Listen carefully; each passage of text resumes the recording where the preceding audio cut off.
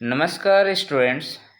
मैं प्रेम पंकज आप सभी का स्वागत करता हूं माइक्रो स्टडी सेंटर में, जहां मैं आप सभी के लिए क्लास 10th का बुक एनसीईआरटी ओके और साइंस इसमें मैं क्लास चैप्टर 3 पढ़ा रहा हूं। इस चैप्टर 3 में मेटल और नॉन मेटल के बारे में दिया हुआ है।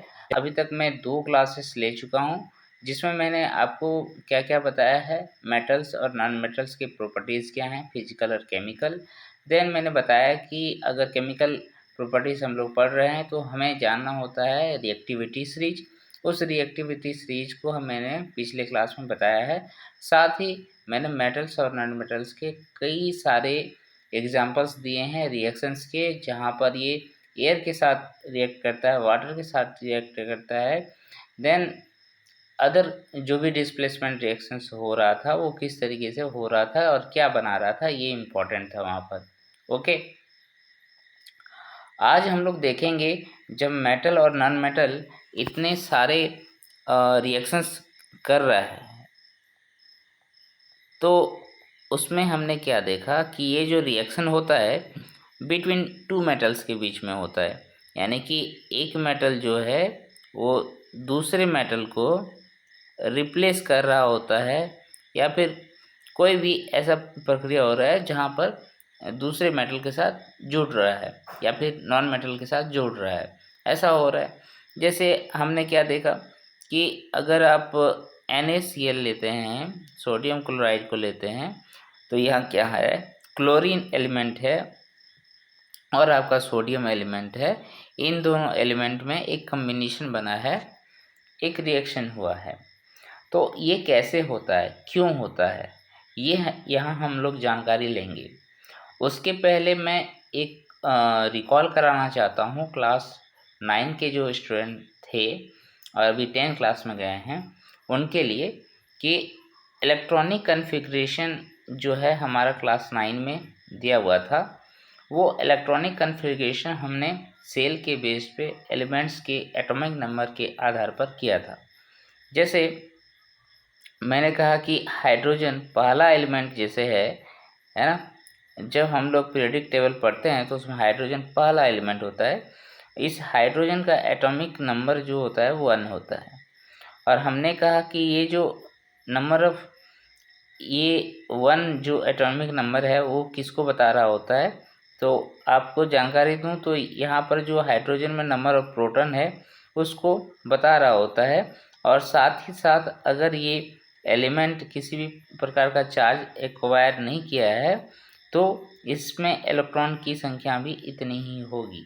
ओके, तो जब हम इसके इलेक्ट्रॉन को मतलब आपको एक घर मिल गया, उस घर में अब कौन से कमरे में कितने पर्सन रहेंगे ये आपको जानना है। तो हाइड्रोजन का जो घर है उसमें हमने क्या देखा, उसमें हमने देखा था कि पहला जो इसका रूम है, पहला रूम जिसको हम लोग के सेल कहते हैं, इस सेल में जो है दो मैक्सिमम जो है 2 इलेक्ट्रॉन रह सकता है। और इस 2 इलेक्ट्रॉन का जो डिस्ट्रीब्यूशन है किस तरीके से होगा, यानी कि 2 पर्सन एक कैमरा में रह सकता है। तो यहाँ पर देखिए ये है कि हाइड्रोजन के पास एक ही है, तो यहाँ पर एक पर्सन आके बैठ गया। ओके, तो इस तरीके से ये क्या हुआ कि स्टेबल नहीं हुआ कंप्लीट। स्टेबल कोई भी एलिमेंट कब होता था, जब लास्ट सेल में, ये सारे पॉइंट इंपॉर्टेंट है याद रखिएगा, जब लास्ट सेल में आपका क्या होगा, 2 या 8 या फिर हाफ फिल्ड होगा। ठीक है, हाफ फिल्ड कहने के मतलब लास्ट में देखिए ईच एंड एवरी, जब आपका घर मिल गया तो ईच एंड एवरी कमरे का एक कैपेसिटी होता है, उस कैपेसिटी के अनुसार है ना, यहाँ पर हमें ध्यान देना होता है कि उस कमरे में कितने पर्सन रह सकते हैं, है ना। और अगर उसका आधा है तो वो ज़्यादा स्टेबल होता है ना। अगर बीच वाला संख्या अगर होता है तो वो अनस्टेबल होता है, राइट। तो या फिर पूरा होना चाहिए या फिर आधा होना चाहिए। तो यहाँ पर एक ऑक्टेट रूल हम लोग पढ़े थे, क्या पढ़े थे दोस्तों, octet rule. Okay, octet rule. इस ऑक्टेट रूल में ये हाफ फील्ड वाला कॉन्सेप्ट आया था, यहाँ पर समझ में आ जाएगा। यानी कि लास्ट शेल में या फिर 2 इलेक्ट्रॉन हो या फिर 8 इलेक्ट्रॉन हो, या फिर उसका जो कैपेसिटी है उसके बेस पे आधा इलेक्ट्रॉन होना चाहिए, तभी वो स्टेबल होता है। और कोई भी चीज़ दुनिया में जो होता है, क्या करना होता है, उसको स्टेबल करना होता है, राइट। स्टेबिलिटी अगर नहीं है तो फिर वो किसी भी प्रकार से यूज़फुल नहीं बन पाता है। तो इसी कॉन्सेप्ट को आगे हमें लेकर चलना है। तो हम लोग देखेंगे जो केमिकल रिएक्शंस होते हैं उसमें एक मेटल दूसरे मेटल के साथ किस प्रकार से रिएक्ट कर रहा होता है, या फिर एक मेटल दूसरे नॉन मेटल के साथ किस प्रकार से रिएक्ट करेगा। ओके,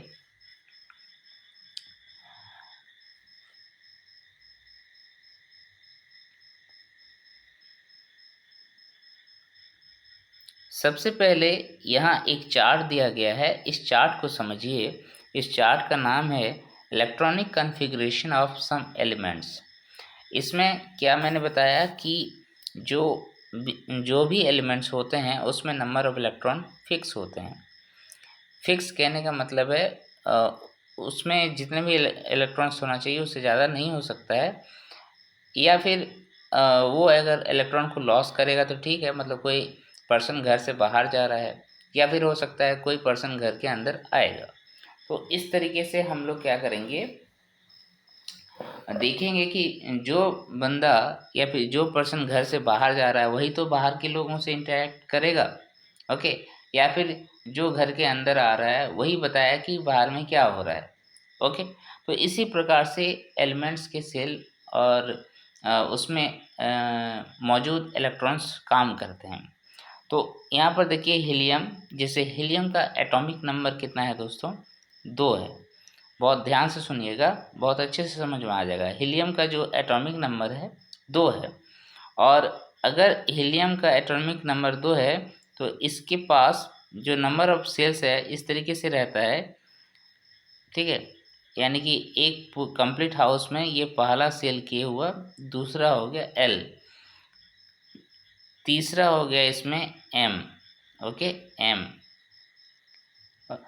फिर उसके बाद हो गया एन। इस तरीके से सेल इसका जो है बढ़ते जाएगा, कि नंबर ऑफ रूम्स इसमें मान लीजिए बढ़ा रहे हैं हम लोग, बढ़ते जा रहा है।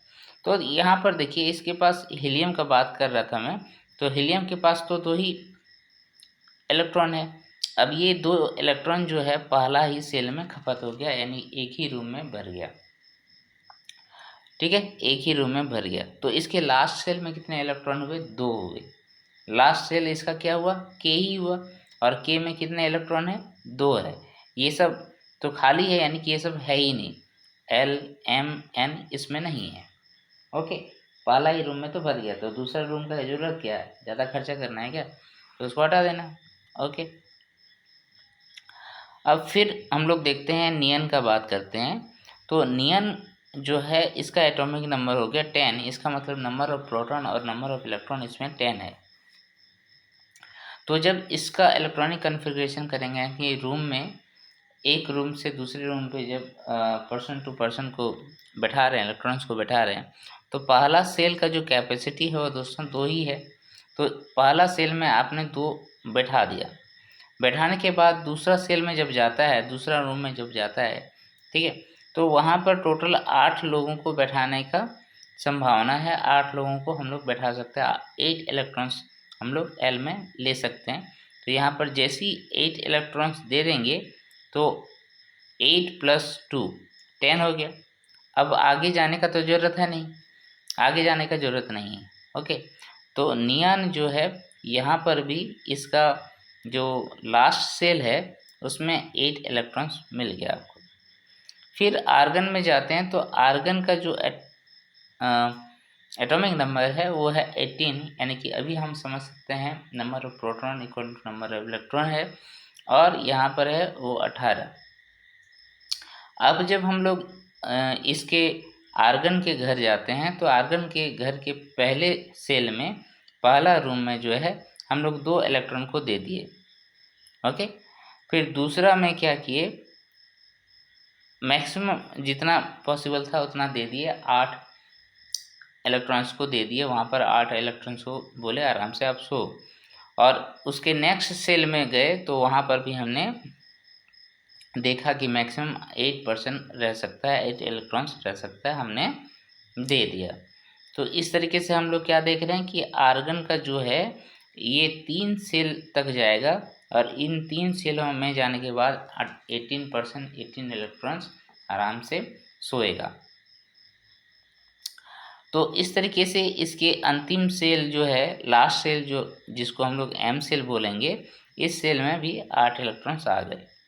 और अभी मैंने क्या बताया कि ऑक्टेट रूल जो है उसमें कहता है कि आपके लास्ट सेल में जो है या फिर 2 इलेक्ट्रॉन हो या फिर 8 इलेक्ट्रॉन हो, या फिर जो कैपेसिटी है उसके लास्ट सेल का उसमें हाफ फिल होना चाहिए। तो ये स्टेबल का कंडीशन होता है। ओके, ये कंडीशन जो है स्टेबिलिटी का है।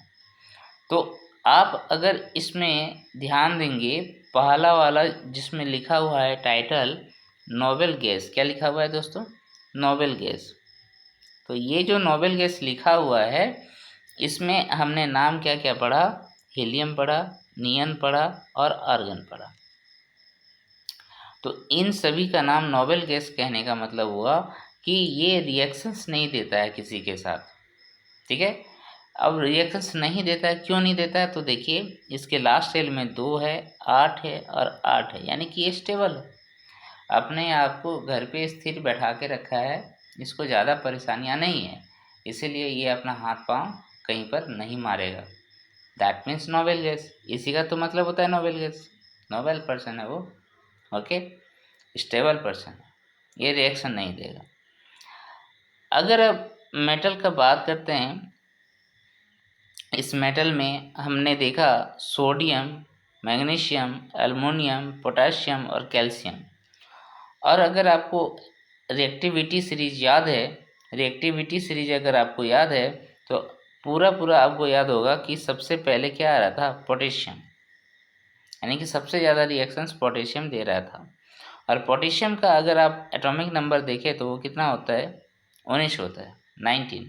ओके, इस 19 इलेक्ट्रॉन्स को इसके घरों में, इसके हाउस के क्या कहते हैं, रूम्स में सजाना है।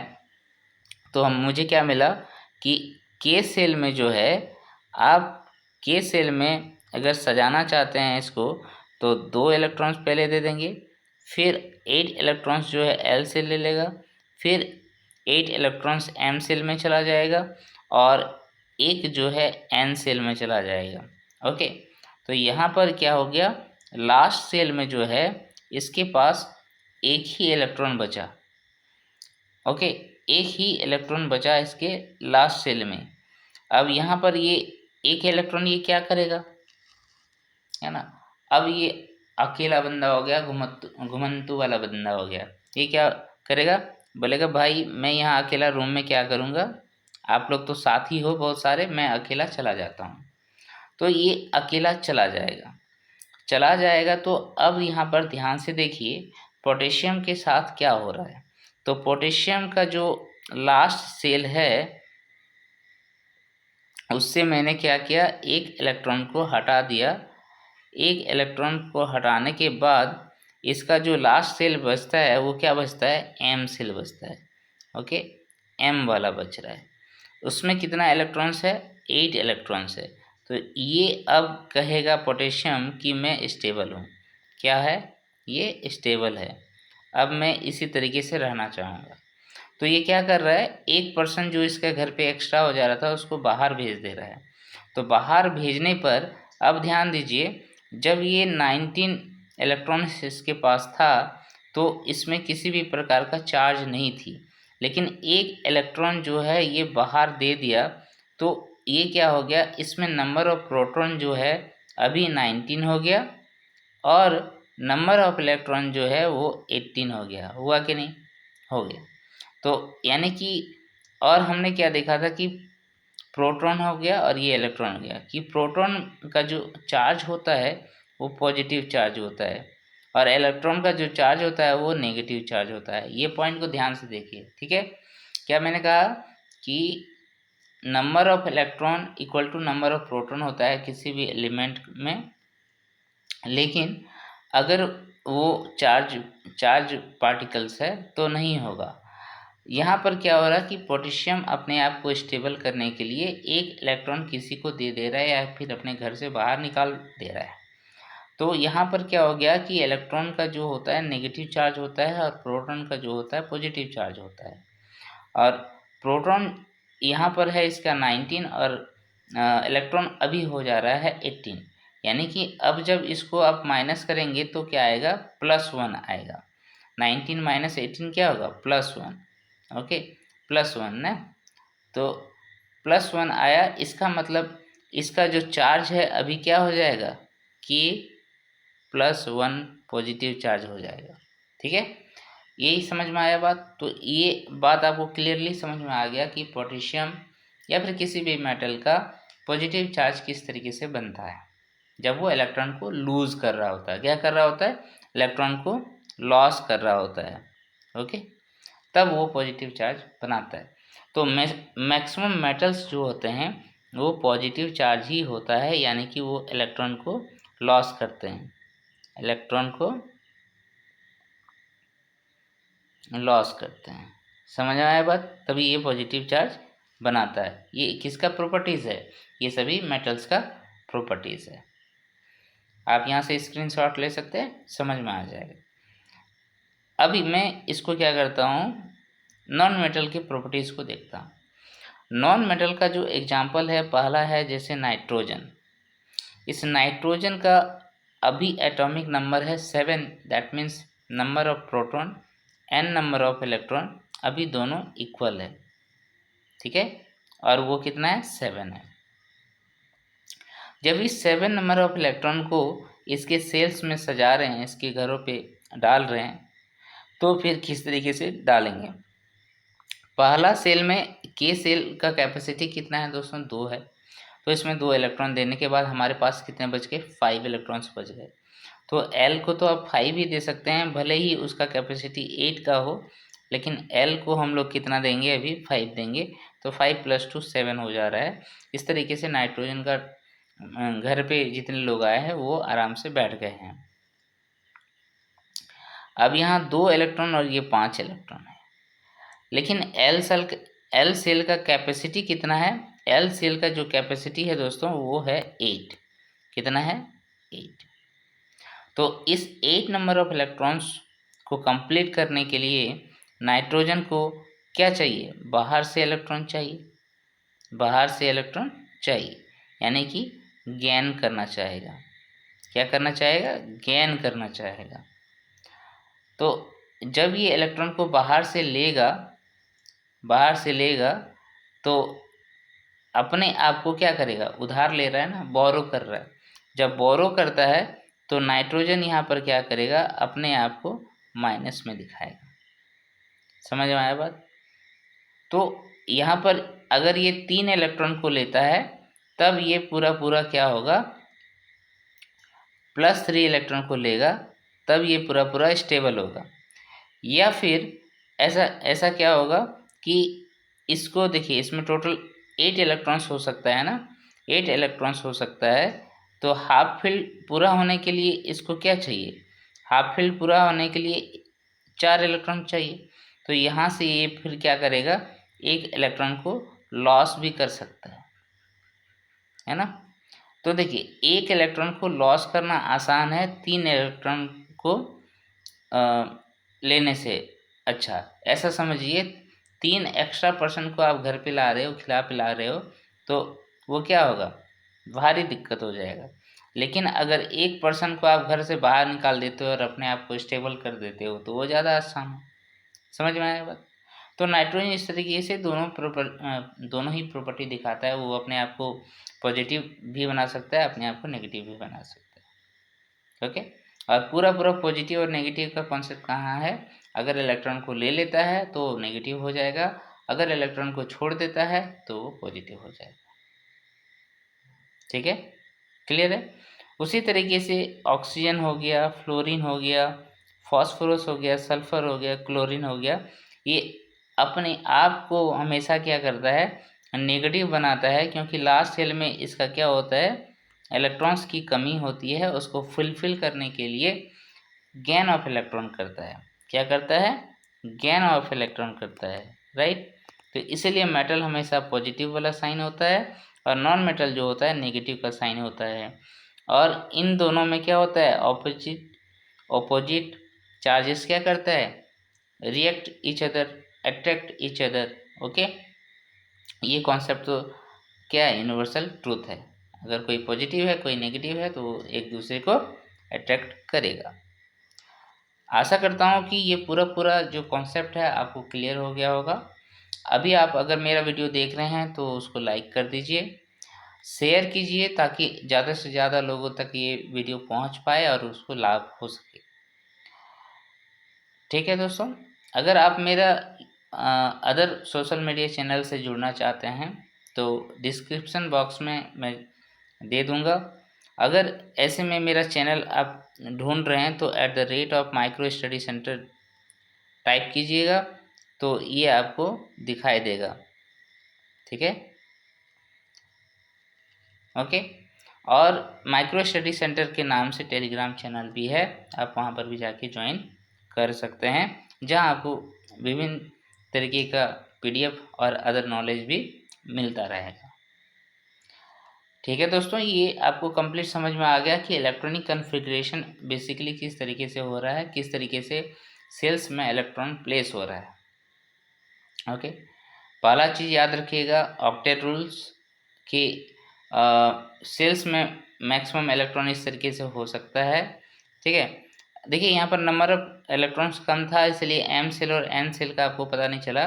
वैसे क्या होता है यहाँ पर, इस तरीके से याद रखिएगा, सीरीज जो होता है 2, 8, 8, 18, ठीक है, 32, है ना, शायद 18 और एक होता है, देखना पड़ेगा। तो इस तरीके से होता है K सेल में, L सेल में, M सेल में, N सेल में, ठीक है। और इधर हो गया आगे वाले सेलों में, इस तरीके से हम लोग कंप्लीट इलेक्ट्रॉन्स को बैठा सकते हैं, रख सकते हैं। ओके, इधर आपको इतना ज़रूरत नहीं पड़ेगा, अभी क्लास 10 लेवल तक इतना हाई नहीं जाना है। ओके, अब आगे हम लोग बढ़ें तो हम लोग अब समझ सकेंगे आसानी से कि किस तरीके से एक मेटल दूसरे नॉन मेटल के साथ रिएक्शन कर रहा है। सोडियम का यहाँ बात किए तो सोडियम मैंने बताया भी कि सोडियम के पास जो है दोस्तों अभी 11 इलेक्ट्रॉन है। ओके, कितना इलेक्ट्रॉन है सोडियम के पास, 11।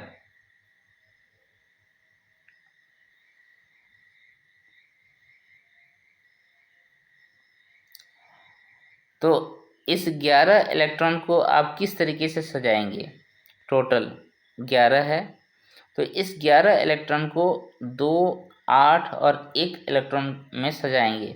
K सेल में 2, फिर 8, फिर 1। ओके, अब ये लास्ट में जो 1 इलेक्ट्रॉन रह गया उसको ये क्या करेगा, छोड़ देगा। तो क्या करेगा, यहाँ पर पॉजिटिव साइन बनाएगा और 1 इलेक्ट्रॉन को बाहर दे दिया। क्लियर है, इसमें तो कोई डाउट नहीं होना चाहिए अब। ओके, नेक्स्ट अब हम लोग क्लोरीन को देखते हैं। तो क्लोरीन में हम लोग क्या पाते हैं, इसका जो इलेक्ट्रॉनिक कन्फिग्रेशन होगा इस तरीके से है, 2, 8, 17। क्लोरीन का जो एटॉमिक नंबर होता है वो कितना होता है, 17 होता है, यानी कि इसके पास नंबर ऑफ प्रोटॉन और नंबर ऑफ इलेक्ट्रॉन अभी जो है 17 है, तो 17 है। लास्ट सेल में कितना है, 7। अब यहाँ पर K सेल जाते हैं, L सेल जाते हैं, M सेल जाते हैं, यहाँ 2 हो सकता है, यहाँ 8 हो सकता है, यहाँ 8 हो सकता है मैक्सिमम। तो ये सेल कंप्लीट अभी भरा नहीं है, इसके पास अभी कितना है, इसके पास अभी 7 ही इलेक्ट्रॉन है। तो क्लोरीन क्या करेगा, 1 इलेक्ट्रॉन बाहर से गेन करेगा, गेन ऑफ इलेक्ट्रॉन। तो जैसे ही गेन करेगा तो यहाँ पर क्या हो जाएगा, ये अपने आप को नेगेटिव बना देगा, और इसी तरीके से हम लोग यहाँ पर लिखते हैं क्लोरीन माइनस। तो 1 इलेक्ट्रॉन एक्स्ट्रा जैसे ही आ जाएगा तो इसका ऑक्टेट देखिए यहाँ पर पूरा हो जाता है, 2, 8, 8 कंप्लीट हो गया, 2, 8, 8। तो इस तरीके से क्लोरीन को 1 इलेक्ट्रॉन चाहिए है और सोडियम एक इलेक्ट्रॉन देना चाहता है, तो आराम से एक एक एटम ही मिलके रिएक्शन करेगा तो काम हो जाएगा। तो यहाँ देखिए सोडियम के पास एक इलेक्ट्रॉन एक्स्ट्रा था और क्लोरीन के पास टोटल जो है वो 7 इलेक्ट्रॉन था। इसको एक इलेक्ट्रॉन चाहिए था, इसीलिए क्या कर रहा है, सोडियम से एक उधार ले रहा है, कहता है कि भाई मुझे दे दो, मैं स्टेबल हो जाऊंगा। तो एक इलेक्ट्रॉन जैसे ही ले लिया, देखिए यहाँ पर बंद हो गया। क्लोरीन जो है एक सोडियम से एक्स्ट्रा इलेक्ट्रॉन लेके अपने आप को क्लोज कर लिया, बंद कर लिया। ओके, और सोडियम इधर अपने आप को पॉजिटिव बना के स्टेबल हो गया, अपना घर पे बैठ गया। ओके, ये इसको दिखाने का तरीका है। तो इस तरीके से यहाँ पर एक बॉन्ड बना, एक दूसरे में बॉन्ड बना कि भाई मैं तुम्हें एक इलेक्ट्रॉन दे रहा हूँ, रख लो, क्योंकि मुझे छोड़ने की ज़रूरत है, और क्लोरीन कहता है कि मुझे लेने की ज़रूरत है। इस तरीके से एक अपने आप को पॉजिटिव चार्ज बनाता है और एक अपने आप को नेगेटिव चार्ज बनाता है। इस प्रकार से कहीं पर भी जब भी रिएक्शन होता है जहाँ कंप्लीट इलेक्ट्रॉन का आदान प्रदान होता है या फिर गेन होता है या फिर लॉस होता है, दैट टाइप ऑफ रिएक्शन से जो भी कंपाउंड बनता है इसको हम लोग क्या बोलते हैं, कंपाउंड। NaCl जो बना, NaCl क्या है, कंपाउंड है ना।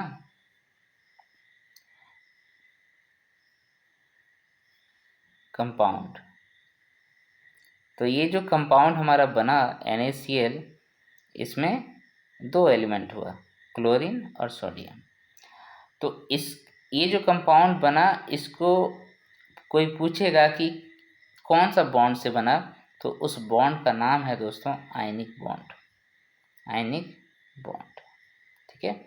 इसी बॉन्ड के जरिए ये लोग आपस में जुड़े हुए हैं, और इसको हम लोग क्या बोलते हैं, और एक नाम दिया है, चलिए इसको आगे पढ़ते हैं। ओके, तो ये पूरा कॉन्सेप्ट आपको समझ में आ गया। तो यहाँ पर आप चलेंगे मैग्नीशियम का और एक एग्जांपल लेंगे तो आपको पूरा कंप्लीट समझ में आ जाएगा। मैग्नीशियम यहाँ पर है, मैग्नीशियम का इलेक्ट्रॉनिक कन्फिग्रेशन अभी जो है 2, 8 और 2 है, क्योंकि इसका जो एटॉमिक नंबर होता है वो 12 होता है। ओके, तो मैग्नीशियम क्या करेगा, लास्ट सेल में इसके जो 2 इलेक्ट्रॉन हैं उसको दे देना आसान लगेगा इसको, तो ये 2 इलेक्ट्रॉन को बाहर दे देगा किसी को, और अपने आप को 2+ बना लेगा। अब अगर क्लोरीन ही आता है, तो क्लोरीन मैंने अभी बताया कि इसका टोटल नंबर ऑफ इलेक्ट्रॉन अभी जो है 17 है, एटॉमिक नंबर 17 है, तो इसका इलेक्ट्रॉनिक कन्फिग्रेशन 2, 8 और 7 हो जा रहा है। तो अंतिम सेल में 7 इलेक्ट्रॉन है, 7 इलेक्ट्रॉन को छोड़ना काफ़ी मुश्किल है, इसीलिए वो एक इलेक्ट्रॉन को बाहर से ले लेगा और अपने आप को क्लोरीन माइनस बनाता है। ओके, तो यहाँ पर देखिए क्लोरीन ये जो है इसको चाहिए एक इलेक्ट्रॉन, और यहाँ पर मैग्नीशियम जो है उसके पास है 2 इलेक्ट्रॉन, तो एक क्लोरीन तो इसको कंप्लीट कर नहीं पाएगा। दैट्स वाई यहाँ पर क्या होगा, और एक क्लोरीन आएगा इसके पास, और एक क्लोरीन आएगा, इस तरीके से 2 क्लोरीन आ जाएगा Mg के पास, एक एक इलेक्ट्रॉन ले लेगा और अपने आप को स्टेबल कर देगा। यहाँ पर देखिए 2 लिखा हुआ है, क्लोरीन का 2 एटम है इसके पास। तो इसीलिए मैग्नीशियम जब क्लोरीन के साथ रिएक्ट करता है तो उसका जो फार्मूला हो जाता है वो हो जाता है MgCl2। ओके, यानी कि क्लोरीन जो है एक ही इलेक्ट्रॉन ले पा रहा था, इसलिए इसका 2 एटम चाहिए होगा, 2, मैग्नीशियम के पास 2 ठो एक्स्ट्रा आपके पास इलेक्ट्रॉन था, इस दोनों इलेक्ट्रॉन को खपत करने के लिए 2 क्लोरीन चाहिए था, तो एक एक करके वो ले लेगा। क्लियर है, इस तरीके से फार्मूला MgCl2 बना, मैग्नीशियम क्लोराइड बना।